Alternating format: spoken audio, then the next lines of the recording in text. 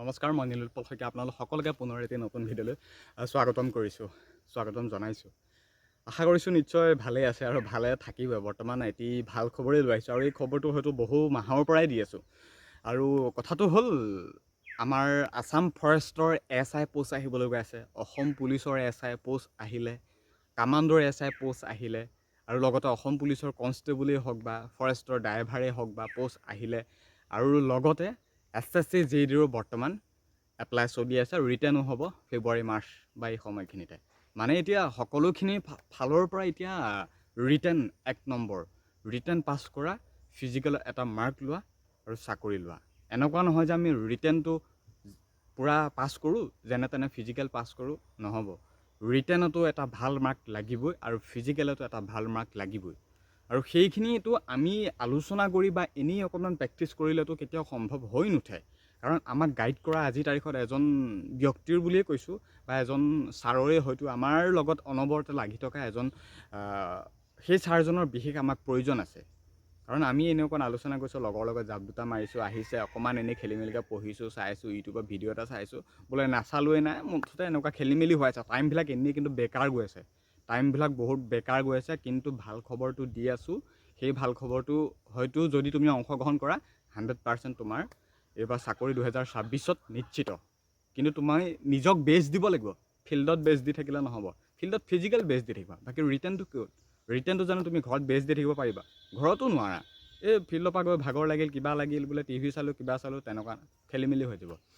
গতিকে এতিয়া কথাটো হ'ল, আমাৰ অসম চৰকাৰৰ, অসম পুলিচ, আছাম ফৰেষ্ট বা যিয়ে নহওক কিয় সকলোবিলাকৰ ৰিটাৰ্ণ আহি আছে। ABB ৰিটাৰ্ণো হ'ব আৰু SI খিনি ৰিটাৰ্ণ হ'ব, লগতে SSC JD জানাই ভেকেঞ্চি কিমান আছে, 3000+ এইবাৰ। গতিকে চাকৰিও বহুতৰে হয়তো হ'বই লাগিব, আৰু কাটঅফো কিন্তু আগৰ নিচিনা ল' নাযায়। এইবাৰ প্ৰত্যেকটো ৰিক্ৰুটমেণ্ট ভেকেঞ্চি পষ্টতে কাটঅফ কিন্তু বহুত যোৱা হৈছে। কাৰণ কি, তেওঁলোকে কোৰ্চ কৰি আছে, ভালকৈ অধ্যয়ন কৰিছে, ফিজিকেলেই হওক বা ৰিটেনেই হওক।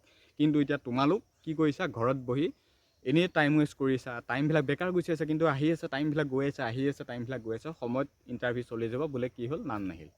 কিন্তু আমি সেইটো দিব বিচৰা নাই, আমি কৰিবও বিচৰা নাই। বৰ্তমান ইণ্ডিয়ান আৰ্মি ট্ৰেইনাৰে ফিজিকেল ষ্টাৰ্ট কৰাই আছে, ষ্টাৰ্ট বুলি নহয়, অলৰেডি তেওঁলোকক মানে ফিজিকেল তেওঁলোকক প্ৰশিক্ষণ দিয়া আছে। বহু কেণ্ডিডেট আমাৰ ৰহা, মৰিগাঁও, নগাঁও, ধিং, বাকী গোৱালপাৰ, শিৱসাগৰ, যোৰহাট, মাজুলী, এনেকুৱা বহু কেণ্ডিডেট আহি আমাৰ নৰ্থ ইষ্ট ফিজিকেল একাডেমীত জইন কৰিছে।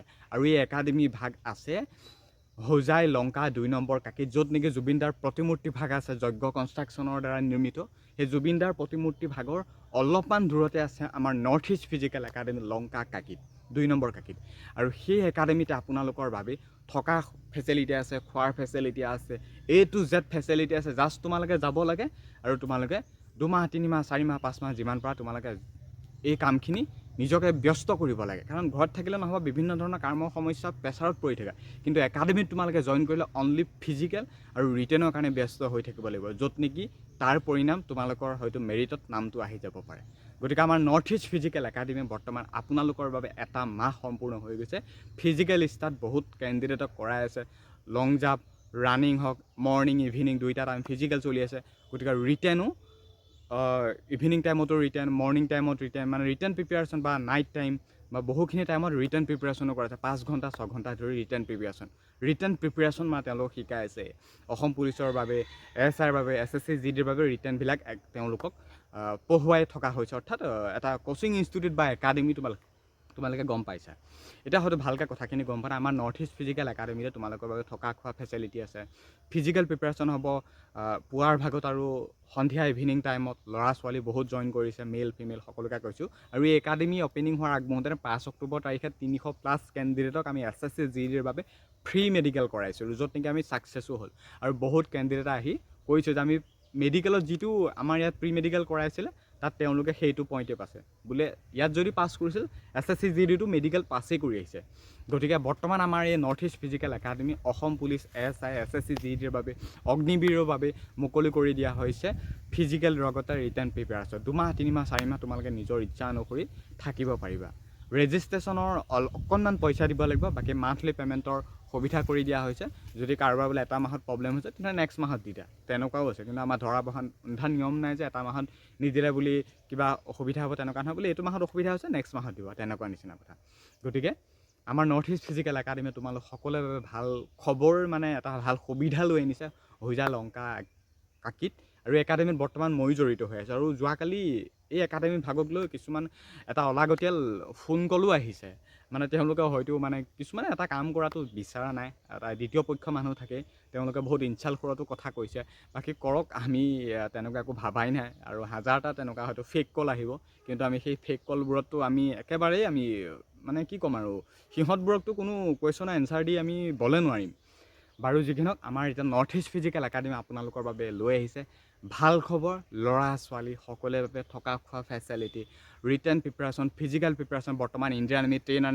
ট্ৰেইনাৰে ফিজিকেল কৰাই আছে লগতে এক্সট্ৰা ছাৰ 4-5জনকৈ ছাৰ আছে যি ৰিজনিঙৰ কাৰণে জি কেৰ কাৰণে ছায়েন্সৰ কাৰণে মেথছৰ কাৰণে ছাৰ আছে এক্সট্ৰাকৈ তেওঁলোকক পঢ়ুৱাই থকা হৈছে আৰু একদম ফেচিলিটি মজা পাব অনলি এটা একাডেমিতে সকলোখিনি ফেচিলিটি আছে গতিকে আহা আমাৰ একাডেমিত জইন কৰা নম্বৰটোৰ জৰিয়তে হোৱাটছআপত মেছেজ কৰিবা বোলে ছাৰ মই আমুকখন ডিষ্ট্ৰিক্টৰ পৰা মোৰ নামটো আমুক মই ৰেজিষ্ট্ৰেশ্যন কৰিব বিচাৰিছোঁ ফিজটো কিমান ডিটেইলছ দি দিব সময় সামান্য অকণমান পে'মেণ্ট কিন্তু সেই পে'মেণ্টকণ দিয়ে তোমালোকে হয়তো ভৱিষ্যতটো এটা লাইনত আনিব পাৰিবা গতিকে সেইটো কাৰণে কৈছে আমাৰ north east physical academy join কৰা বহুত ল'ৰা ছোৱালী জইন কৰিছে আৰু তাত ময়ো আছোঁ সেই একাডেমি ভাগত ময়ো যিহেতু আছোঁ গতিকে মোকো পাবা ময়ো তোমালোকৰ লগত আছোঁ তেতিয়াৰ পৰা গম পোৱাই প্ৰত্যেকটো খবৰেই দি আছোঁ আজি বহু বছৰৰ পৰা আৰু তোমালোকে সেই খবৰসমূহ ফ'ল' কৰিয়ে আজি হয়তো কিছুমানে জব পাই গৈছে বাকী কিছুমানে পাহৰি গৈছে সেইটো তেওঁলোকৰ কথা কিন্তু আমি ইনফৰ্মেশ্যন বা মই দিয়াটো সেইটো মোৰ হিচাপত মই দায়িত্বটো সম্পূৰ্ণ হিচাপত পালন কৰিব বিচাৰোঁ